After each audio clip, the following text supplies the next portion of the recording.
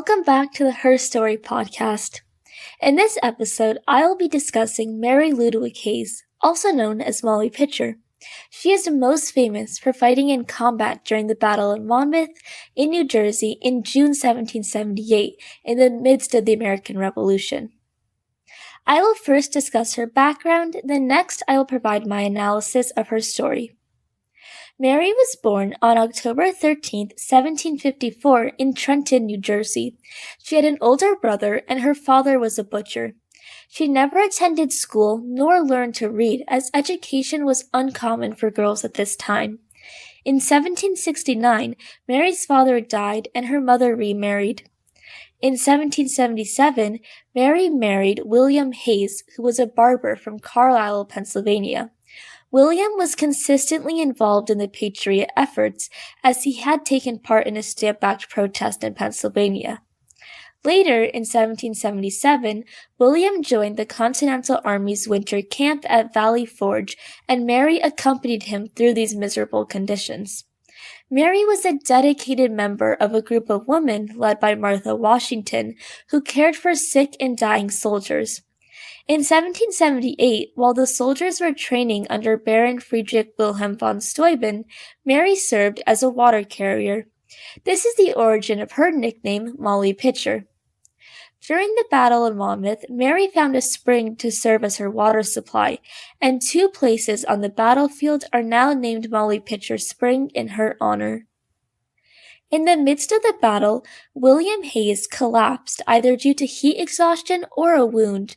He survived, but Mary stepped in and commanded the cannon he was previously in charge of.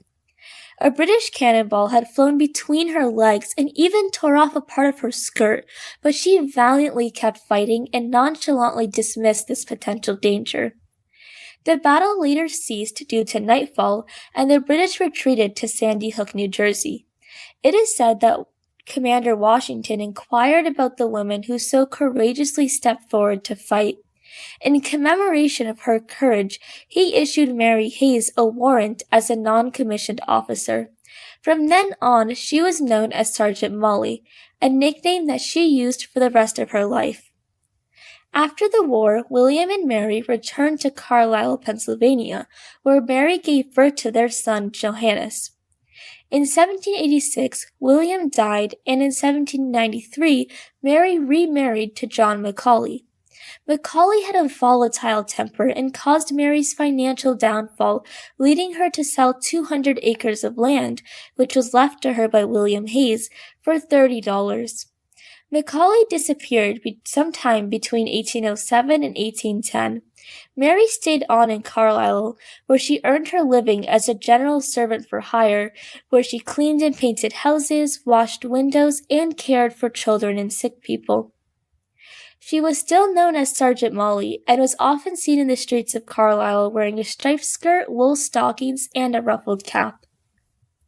On February 21, 1822, the Commonwealth of Pennsylvania awarded Mary an annual pension of $40 for her service. Mary died in January 22, 1832 in Carlisle at the approximate age of 87. She is buried in the old graveyard in Carlisle under the name Molly Macaulay. A statue of Molly Pitcher is standing alongside a cannon in this cemetery as well.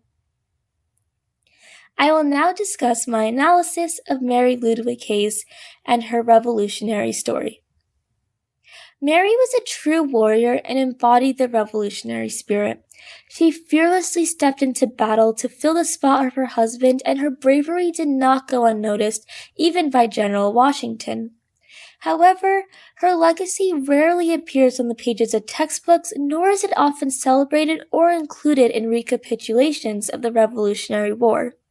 Her story is inspirational, as not only did she break the gender roles and get involved with the war effort, but she actually fought in battle, assuming a role that was strictly reserved for only men.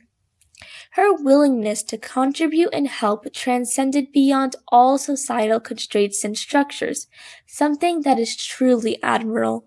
By fighting in battle, she broke down 2 stereotypes. 1, that women couldn't be involved in roles outside the house, and 2, that women couldn't fight on the battlefield.